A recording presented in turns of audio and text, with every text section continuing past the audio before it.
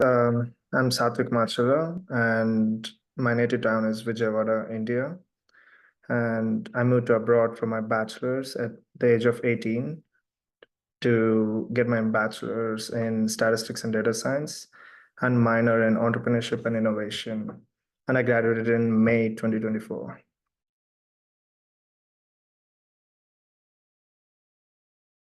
Okay, yeah. So first, when I moved to America, it was completely new. It's like a mirrored version of India. Like I've moved to a developed country and a lot of things have changed, and none of my family members were over there.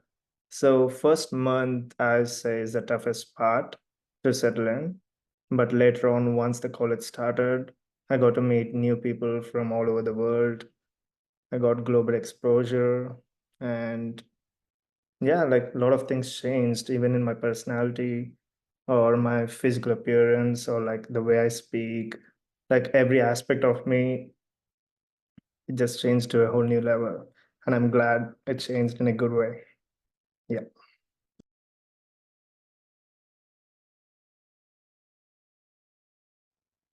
Yes. So for me, the first semester was online. So I had to contact them through emails or like book an appointment through Zoom and all.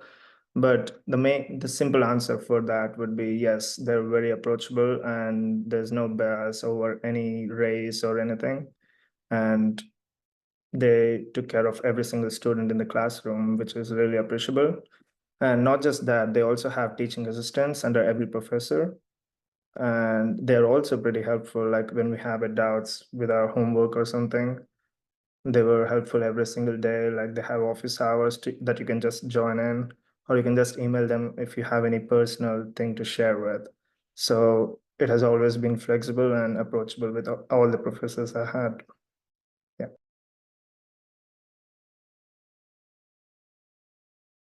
Yes, as I mentioned before, my first couple months, I would definitely say it was quite challenging.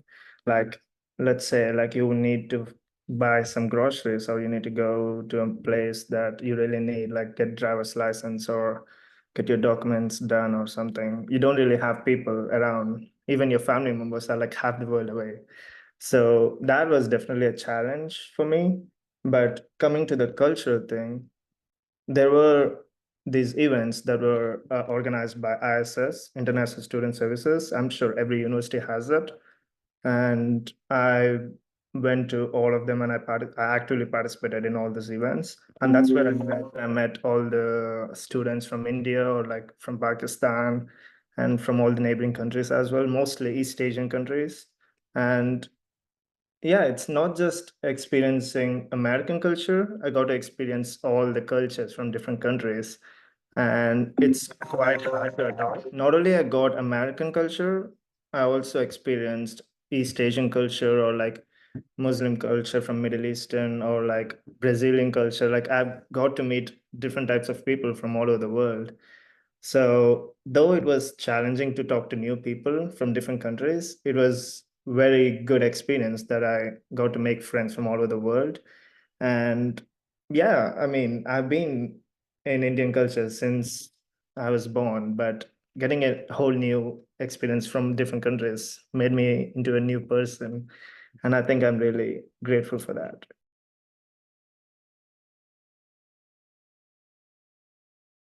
No, yeah, like the opening statements with all these people were a little weird. They were awkward encounters with different people, but more we got to know each other, we were like, oh, this is quite interesting. Like, let's say in my culture, I eat food with my hands, right? And they were all surprised. Oh, you're using your hands? And yeah, like you never did that before. Well, they make spoons and forks, so why are you using that? Like these intriguing points made us even closer, to get to know each other's culture. So as far as it feels exclusive, it is also really inclusive.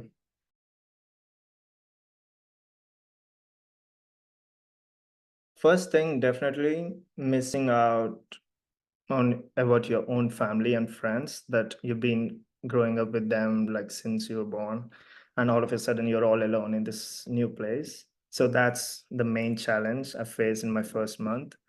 And the second challenge I would say is to figure out and adapt to the city I was in. Like the whole shopping style is different, the whole driving style is different, and the whole speaking, like yeah, like I couldn't understand what they're so fast. Sure, we did watch English shows before, but we always use subtitles, you know.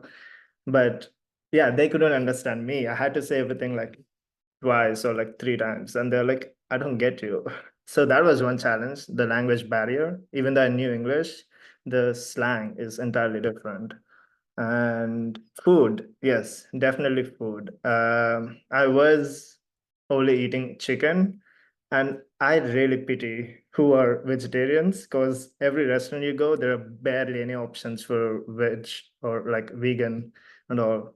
So it was also quite difficult for me because of the food variation and getting used to it and all. But yeah, these are the main challenges, I would say. Family, friends, adapting to the culture and the place, and lastly, the language barrier. But I was sure by the end of the first or second semester, I'm able to cope up with it, and everyone is able to understand my slang within like first two sentences. Yeah.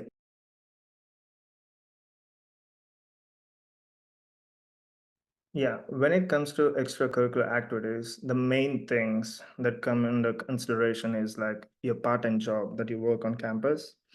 Number two, the clubs you're involved.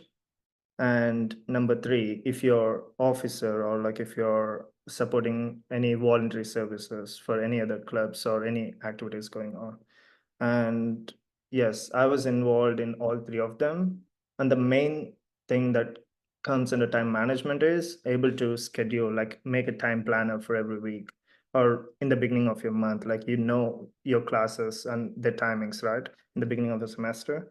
So based on that, you give your availability and you schedule your hours accordingly. And yeah, mostly it was definitely tough in the beginning to get able to cope up with it or like to not able to rest at all. And yeah, after like 1 or 2 weeks, you'll just be able to get to your daily routine, like based on your calendar and like your morning hours, afternoon hours, and sometimes even night hours if you go work out and all. So I would say it's all about planning your calendar weekly or monthly, so as per your convenient, and that will definitely help you to know what you're doing in your day, you know.